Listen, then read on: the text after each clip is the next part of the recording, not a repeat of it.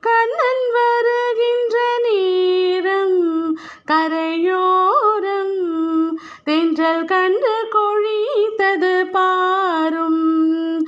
அந்த கானத்திடை மோனக்குயில் ஓசைக்கிணையானத்தர மானக்குழலிசை கேளும். போன ஆவியெல்லாம் குடமீளும். கானத்திடை மோனக்குயில் ஓசைக்கிணையானத்தர மானக்குழலிசை கேளும். போன ஆவியெல்லாம் குடமீளும். தரமான குழலிசை கேளும். போன ஆவியெல்லாம் குடமீளும். கண்ணன் வருகின்ற நேரம் கரை